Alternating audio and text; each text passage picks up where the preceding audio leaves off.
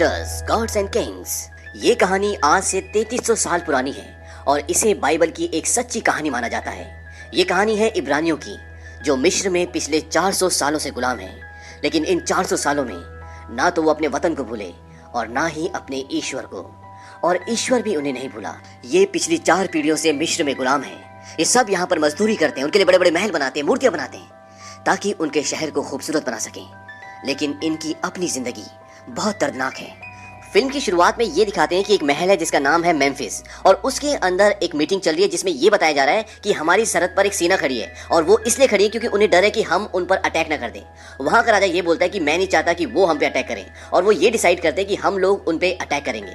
लेकिन इससे पहले वहां पर जो भविष्यकर्ता होते हैं, यानी कि जो शगुन देखकर बताते हैं, वो शगुन में ये बताते हैं कि इस युद्ध में एक सेनापति की जान को खतरा होगा और जो उसे बचाएगा वो आगे चल के राज करेगा। अब यहाँ पर 2 लोग हैं जो राजा के बहुत खास हैं। एक तो रामसीस जो राजा का बेटा है, और दूसरा मूसा।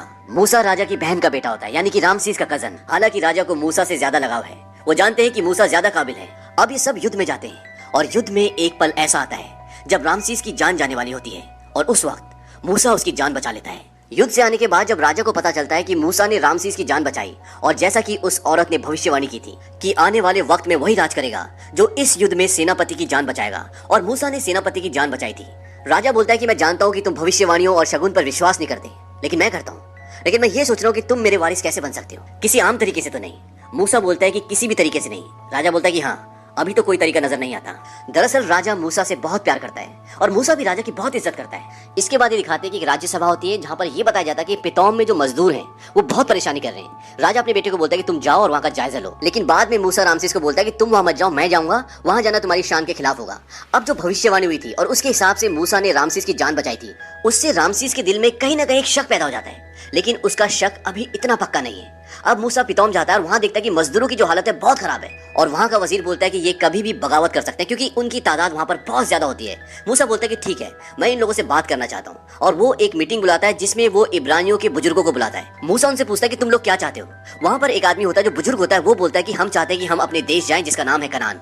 मूसा बोलता है कि मैं वहां पर गया हूँ और वो बहुत ही खतरनाक जगह है, वहां पर जो कबीले हैं वो बहुत ही खतरनाक है, तुम अगर वहां पर गए तो वापस नहीं आओगे। मूसा उस बुजुर्ग आदमी से पूछता है कि तुम्हारा नाम क्या है। वो बोलता है कि पहले तुम अपना नाम बताओ। मूसा बोलता है कि ठीक है। वो बताता है कि मैं बिथिया का बेटा हूं और मेरा नाम मूसा है। ये सुनने के बाद वहां पर सब लोग थोड़े से खुश हो जाते हैं, और जाते हुए वो आदमी बताता है कि मेरा नाम नून है। इसके बाद मूसा को बोला जाता है कि आपसे नून अकेले में मिलना चाहते हैं, और जब मूसा वहां पर जाता है तो वही बुजुर्ग आदमी जिसका नाम नून है वो मूसा को बोलता है कि तुम्हें ये बताया गया कि तुम एक सेनापति के बेटे हो, लेकिन तुम्हें अपने पिता का नाम नहीं पता, लेकिन तुम एक गुलाम पैदा हुए थे। वो बताता है कि जिस साल तुम पैदा हुए थे उस साल एक भविष्यवाणी हुई थी, और उसमें यह बताया गया था कि हमारा मसीहा पैदा होगा। और जब ये बात राजा को पता चली तो उसने उस साल पैदा हुए हर इब्रानी बच्चे को मरवा दिया, और तुम्हारे माँ बाप तुम्हें किसी भी कीमत पर खोना नहीं चाहते थे, और इसीलिए उन्होंने तुम्हें तुम्हारी बहन को दे दिया, और तुम्हारी बहन ने तुम्हें नदी में बहा दिया उस वक्त जब फिरौन पिरामसे की बेटी बिथिया नदी में नहाया करती थी। और जब उसने तुम्हें देखा तो तुम्हें अपना लिया और तुम्हें महल ले गई, और तुम्हारी बहन को तुम्हारी दाई बना दिया। लेकिन उसने ये बात कभी किसी को नहीं बताई। मूसा बोलता है कि अच्छी कहानी थी, वो उसकी बात पे बिल्कुल विश्वास नहीं करता, और वो वहां से चला जाता है। पर जब नून ये कहानी मूसा को सुना रहा होता है तो इस कहानी को 2 लोग और सुन लेते हैं। वहीं दूसरी ओर ये दिखाते हैं कि राजा काफी वक्त से बीमार था और अब उसकी मृत्यु हो गई है, और उसकी मृत्यु के बाद रामसीस राजा बन चुका है। और जिन 2 आदमियों ने नून की सारी बातें सुनी थी जो उसने मूसा को बताई थी, वो 2 आदमी ये सारी बातें अपने वजीर को बता देते हैं, और वजीर आके ये सारी बातें रामसीस को बता देता है। अब रामसीस के दिमाग में शक पैदा हो चुका है। मूसा अब रामसीस का सलाहकार है, और मूसा इस महल की, इस राज्य की एक बहुत ही महत्वपूर्ण इकाई है। रामसीस पूरी कहानी सुनने के बाद उस दाई को बुलाता है जिसने मूसा का लालन पालन किया है। वो उसे बिठाता है, उससे पूछता है कि क्या मूसा तुम्हारा भाई है। वो बोलती कि नहीं। रामसीस अपनी तलवार उठाता है और बोलता है कि मैं आखिरी बार पूछूंगा, क्या मूसा तुम्हारा भाई है। वो बोलती कि नहीं, और रामसीस उसका हाथ काटने वाला था कि मूसा बोलता है कि हाँ, मैं इसका भाई हूँ। और ये कहने के बाद मूसा को उस राज्य से निकाल दिया जाता है। हालांकि रामसीस को अभी भी यकीन नहीं है। रामसीस सोचता है कि सब एक कहानी है, झूठी कहानी है, लेकिन वो भी मूसा से छुटकारा पाना चाहता था, और इसीलिए वो उसे उस राज्य से निकाल देता है। और उस राज्य से जाने से पहले वो अपनी माँ बिथिया से मिलता है, और साथ में मिरियम भी होती है। और अब उसकी माँ उसे सारा सच बताती है। वो कहती है कि हाँ, तुम मेरे बेटे नहीं हो, तुम मुझे नदी में मिले थे, और मिरियम तुम्हारी सगी बहन है। हमने ये बात कभी किसी को नहीं बताई। लेकिन अभी भी मूसा को यकीन नहीं होता। मूसा कहता है ये नहीं हो सकता। वो कहती है कि सच यही है। इसके बाद मूसा वहां से आगे निकल जाता है, एक ऐसे भीड़ में जहां पर इंसान का नामो निशान नहीं है, जहां पर है तो सिर्फ एक ही चीज, और वो है मौत। लेकिन मूसा वहां से आगे निकलता है और वो एक कबीले में पहुंचता है वहाँ पर वो देखता है कि कुआं होता है, वहाँ पर कुछ लड़कियां पानी भर रही होती है। तभी वहाँ पर कुछ लोग आते हैं जिनके पास बहुत सारी भेड़ बकरियां होती है और वो वहाँ पर जबरदस्ती अपनी बकरियों को पानी पिला रहे होते हैं। तभी मूसा वहाँ पर पानी पीने लग जाता है। वो बोलते हैं कि तुम हमारे बाद पानी पीना, और मूसा अपनी तलवार सामने रख देता है, जिससे वो डर जाते हैं और वो वहाँ से भाग जाते हैं। इसके बाद जो वहाँ पे लड़कियां होती है वो मूसा को अपने घर में खाने के लिए आमंत्रित करते हैं, क्योंकि मूसा ने उन लोगों को कुएं से दूर भगाया था जो कुएं में जबरदस्ती अपनी भेड़ बकरियों को लाकर पानी पिला रहे थे। और उन्हीं में से एक लड़की से मूसा को प्यार हो जाता है और मूसा वहीं रुक जाता है। और कुछ वक्त बाद मूसा उस लड़की से शादी कर लेता है और शादी के बाद मूसा का एक बेटा भी होता है। अब मूसा एक चरवाहा है और मूसा को आज यहाँ पर 9 साल बीत चुके हैं, लेकिन मूसा का ईश्वर पे कोई विश्वास नहीं है, लेकिन उसकी बीवी को ईश्वर पर बहुत आस्था है। अब मूसा की जिंदगी धीरे धीरे चल रही होती है। तभी एक दिन तूफान आ रहा होता है तो उसकी भेड़ बकरियां एक पहाड़ पे चली जाती हैं और वहाँ के लोग इस पहाड़ को ईश्वर का पहाड़ कहते हैं। और जब मूसा अपनी भेड़ बकरियां लेने जाता है तो वहाँ पर ऊपर से बहुत सारे पत्थर और मिट्टी गिरते हैं और उसके नीचे मूसा दब जाता है। और जब उसकी आंखें खुलती हैं तो वहाँ पर एक पेड़ होता है जो जल रहा होता है और तभी मूसा के कानों में आवाज आती है, मोशे। और उसके बाद वहाँ पर एक बच्चा आता है। दरअसल मूसा का जन्म का नाम मोशे होता है। वो बच्चा मूसा को बोलता है कि तुम अपने लोगों को भूल गए, लेकिन अब भी वो तुम्हारा इंतजार कर रहे हैं। जाओ और मिस्र जाओ, अपने लोगों का हाल देखो। और इसके बाद मूसा की आंखें बंद हो जाती हैं और जब उसकी आंखें खुलती हैं तो वो अपनी बीवी के सामने होता है। मूसा के मुताबिक वो बच्चा ईश्वर था और जब वो अपनी बीवी को बताता है तो उसकी बीवी बोलती है कि ईश्वर बच्चा नहीं हो सकता। मूसा अपनी बीवी को बोलता है कि तुमने ईश्वर को देखा है? देखा तो बताओ कैसा दिखता है। मूसा की बीवी बोलती है तुम सो जाओ, तुम अभी जख्मी हो, क्योंकि मूसा बहुत जख्मी होता है। इसके बाद मूसा को उसी बच्चे का एक और बार आभास होता है और अब मूसा ये तय करता है कि वो मिस्र जाएगा। और मूसा मिस्र पहुंच जाता है और मिस्र पहुंचने के बाद वो उसी बूढ़े आदमी से मिलता है जिसने उसको उसकी जिंदगी की हकीकत बताई होती है और इस बार वो अपने भाई से भी मिलता है। इसके बाद मूसा रात को चुपके से रामसीस के अस्तबल में घुस जाता है और रामसीस को लगता है कि बाहर कोई है और जब वो बाहर आता है तो मूसा उसकी गर्दन पर तलवार रख देता है। रामसीस मूसा को बोलता है कि तुम जिंदा हो, मुझे देखकर अच्छा लगा। मूसा बोलता है कि इसीलिए तुमने मुझे मारने के लिए 2 हत्यारों को भेजा था। दरअसल जब मूसा बिगड़ में होता है तब उसे मारने के लिए 2 हत्यारे आते हैं। रामसीस बोलता है कि मैंने नहीं, मेरी माँ ने भेजा होगा। मूसा बोलता है कि उन्हें दोष मत दो। वो कहता है कि यहाँ के हालात पहले से भी बदतर हो गए, गुलामों की हालत बहुत खराब है। रामसीस बोलता है कि नहीं, ऐसा कुछ नहीं है। मूसा बोलता है कि मैंने अपनी आंखों से देखा है और अगर वो मेहनत करते हैं तो उनको उनकी मेहनत के बदले पैसे मिलने चाहिए, नहीं तो तुम उनको आजाद कर दो। रामसीस बोलता है कि वो जानवरों की तरह है और अगर हम उन्हें आजाद कर भी दें तो उन्हें जिंदगी जीने का तरीका नहीं आता और तुम्हें भी उन लोगों की बातों में नहीं आना चाहिए। मूसा बोलता है कि मैं उन लोगों की बातों में नहीं आ रहा। रामसीस बोलता है फिर किसकी? मूसा बोलता है कि ईश्वर की। और ये कहकर मूसा वहां से चला जाता है। इसके बाद ये दिखाते हैं कि रामसीस के महल में एक मीटिंग बैठती है जिसमें रामसीस बोलता है कि मूसा ने मेरे गर्दन पे तलवार रखी थी और उसने गुलामों को आजाद करने की बात रखी, यानी कि उसने मुझे धमकी दी है। अब उसे जिंदा रहने का कोई हक नहीं है, मूसा को मार दो। अब रामसीस के लोग मूसा का पता जिस भी परिवार से पूछते हैं और वो परिवार उसका पता नहीं बताता तो सरेआम उस पूरे परिवार को फांसी लगा दी जाती है। वहीं दूसरी तरफ ये दिखाते हैं कि मूसा अब मिस्र में गुलामों के साथ अपनी एक सेना बना रहा है। वो उनको घुड़सवारी सिखाता है, उनको तीरंदाजी सिखाता है, उन्हें हथियार चलाना सिखाता है ताकि वो यहाँ पर अपनी एक सेना बना सके। और थोड़ी वक्त बाद मूसा की अपनी एक सेना तैयार हो जाती है और इसके बाद वो ये फैसला करते हैं कि मिस्र के जो रहने वाले हैं उनको हम परेशान करेंगे, उनके खाने के सामान को जला देते हैं, उनकी नाव को जला देते हैं और कुछ लोगों के घरों को जला देते हैं ताकि वो लोग रामसीस को मजबूर कर दें कि वो गुलामों को आजाद कर दें। अब एक दिन मूसा के सामने वही बच्चा आता है जो उसे ईश्वर के पहाड़ पर मिला था, जिसे मूसा ईश्वर कहता है। वो बोलता है कि तुम कहाँ थे? वो बच्चा बोलता है कि मैं तुम्हें हारते हुए देख रहा था और जिस तरह की लड़ाई तुम लड़ रहे हो इस लड़ाई में तुम्हें कई सालों लग जाएंगे, शायद एक पीढ़ी लग जाए। मूसा बोलता है कि मैं एक पीढ़ी लड़ने के लिए तैयार हूँ। वो बच्चा बोलता है कि शायद मैं नहीं, अब तुम कुछ नहीं करोगे, बस तुम देखते जाओ। जब मूसा उस बच्चे से बात कर रहा होता है तभी दूर से एक आदमी देखता है कि मूसा किसी से बात कर रहा है लेकिन सामने कोई भी नहीं होता। इसका मतलब ये बच्चा ईश्वर होता है। और अगले दिन मिस्र की नदी में बड़े बड़े मगरमच्छ आ जाते हैं और उनकी नदियों में जो नाव होती है उनमें जितने भी लोग होते हैं वो मगरमच्छ उन सब लोगों को मार देते हैं और नदी की सारी मछलियां मर जाती हैं और नदी में अब पानी की जगह खून बह रहा है। और जब वहाँ की फसलों को पानी नहीं मिला तो वहाँ की पूरी फसलें खराब हो गई।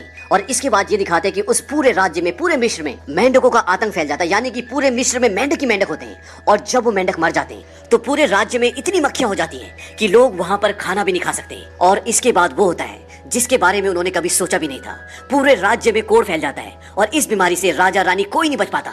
इसके बाद मूसा रामसीस को घोड़े की पीठ पर एक संदेश लिखकर भेजता है। उसमें यह लिखा होता है कि जितनी भी आफतें आ रही हैं ये ईश्वर की तरफ से है और आने वाले वक्त में ये आफतें और बढ़ेंगी, हमें आपस में समझौता करना पड़ेगा।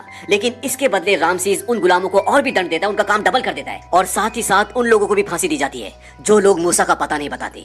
पूरे मिस्र में हाहाकार मचा हुआ है। और जब ईश्वर देखते हैं कि रामसीस ने उनकी बात अभी तक नहीं मानी तो वहाँ के जितने भी पालतू जानवर होते हैं, घोड़े बैल बकरी, सब मरना शुरू हो जाते हैं और इस बात से पूरा राज्य परेशान हो जाता है। लेकिन ईश्वर का कहर अभी भी नहीं रुकता और वहां पर पत्थरों की बारिश होती है। और इसके बाद मिस्र में वो होता है जिसके बाद पूरे मिस्र को भूख से जूझना पड़ता है। उस पूरे राज्य में करोड़ों टिड्डे आ जाते हैं जो पूरी फसल को बर्बाद कर देते हैं। और अब तक रामसीस भी इन सब आपदाओं से बहुत परेशान हो चुका है और जब वो प्रेयर करने के लिए जाता है तो उसे लगता है कि उसके आसपास मूसा है। वो बोलता है कि मूसा तुम यहाँ पर हो, लेकिन मूसा वहां पर नहीं होता। और तब वो धमकी देता है कि अब अगर मिस्र में एक भी चीज हुई तो हर एक इब्रानी बच्चा जो अभी चल भी नहीं पाता वो कभी नहीं चल पाएगा, मैं उसे दरियाई नील में डुबा दूंगा जैसे तुम्हें डुबा देना चाहिए था। और तुम कहते कहते हो कि ये सब तुमने नहीं किया, तुम्हारे ईश्वर ने किया है, तो मैं ईश्वर हूं। तो देखते कि अब मारने में कौन तेज है, तुम्हारा ईश्वर या मैं।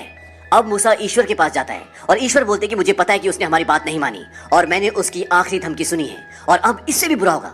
हालांकि मूसा नहीं चाहता कि इससे बुरा मिस्र में हो, क्योंकि वो उन्हीं के साथ पला बड़ा है, लेकिन ईश्वर कहते हैं कि 400 साल की गुलामी और उसके बाद अब मैं चाहता हूं कि ये लोग हमारे आगे घुटने टेकें। और ईश्वर मूसा को बोलते हैं कि जाओ और उसे कहो कि आज शाम तक अंधेरा होने से पहले अगर उसने हमारी बात नहीं मानी तो मिस्र के जितने भी बच्चे हैं सब मर जाएंगे। और वो मूसा को एक बात और बोलते हैं कि हमारे जितने भी लोग हैं उन सबको कहो कि एक भेड़ को काटें और उसका खून अपने दरवाजे और चौखट पर लगा दें। और इसके साथ ये भी दिखाते हैं कि उसी वक्त वहां पे रात हो रही होती है और ईश्वर रात को दिन में बदल देते हैं। अब मूसा रामसीस के पास जाता है और दोबारा अपना प्रस्ताव रखता है, लेकिन रामसीस उसकी बात नहीं मानता और मूसा जाते हुए बोलता है कि आज रात को अपने बच्चे का ख्याल रखना। और इसके बाद रात को ये दिखाते हैं कि एक अंधेरी छाया मिस्र की तरफ बढ़ती है और पूरे मिस्र को अपने अंदर ढक लेती है और उस छाया के साथ मिस्र वासियों के सारे बच्चे मर जाते हैं। और अगले दिन रामसीस मूसा के पास जाता है और उसके हाथ में उसके बच्चे की लाश होती है। वो मूसा को बोलता है कैसा ईश्वर है तुम्हारा जो बच्चों का खून करता है, कल रात को सारे मिस्र के बच्चे मर गए। मूसा बोलता है कल रात को एक भी इब्रानी बच्चा नहीं मरा। और इसके बाद रामसीस बोलता है कि जाओ निकल जाओ, अपने आदमी को लेकर यहाँ से हमेशा के लिए चले जाओ। और मूसा अपने आदमी के साथ मिस्र को छोड़ के हमेशा के लिए आगे निकल जाता है और वो अपने देश जा रहे हैं कनान। अब रामसीस उन लोगों को छोड़ तो देता है, लेकिन उसे लगता है कि मुझे उन्हें छोड़ना नहीं चाहिए था बल्कि मार देना चाहिए था। और वो अपने 4000 लोगों के साथ उनका पीछा करता है। हालांकि वो उनसे 4 दिन की दूरी पर होता है, लेकिन उसके पास रथ है, घोड़े हैं, तो वो उन तक जल्द से जल्द पहुंच सकता है। वहीं दूसरी तरफ ये दिखाते हैं कि मूसा को अब खबर मिल चुकी है कि रामसीस उनका पीछा कर रहा है, तो वो कहता है कि जल्द से जल्द चलो। अब उनके पास 2 ऑप्शन है, एक पहाड़ी वाला रास्ता और एक दूसरा रास्ता। तो मूसा ये तय करता है कि हम पहाड़ी वाले रास्ते से जाएंगे, क्योंकि वहां पे रामसीस के रथ नहीं आ सकते और अगर वो आएंगे तो उन्हें बहुत टाइम लगेगा और हमें कुछ टाइम मिल जाएगा। और वो पहाड़ी वाले रास्ते से जाते हैं और होता भी ऐसी है, जब रामसीस के रथ पहाड़ों के रास्ते आते हैं तो उनके बहुत सारे रथ, बहुत सारे घोड़े नीचे खाई में गिर जाते हैं और इससे रामसीस का बहुत नुकसान होता है। और फाइनली अब वो वहां तक पहुंच जाते हैं जहां पर मूसा और उसके कई लोग हैं। और अब मूसा के आगे अथाह समंदर है और पीछे रामसीस और उसकी सेना।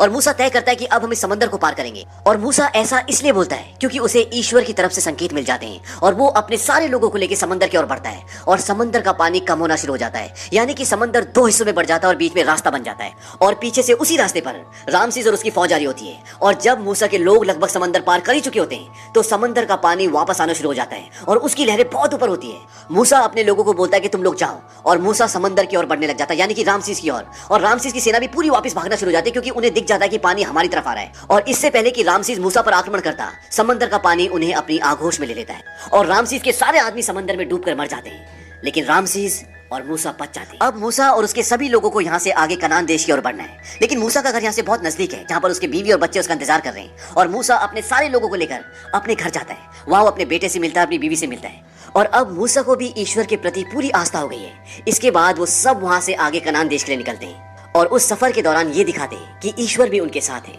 और इसी के साथ ये फिल्म खत्म हो जाती है। हमारे कमेंट बॉक्स में ये जरूर लिखें कि बाइबल की ये कहानी आपको कैसी लगी।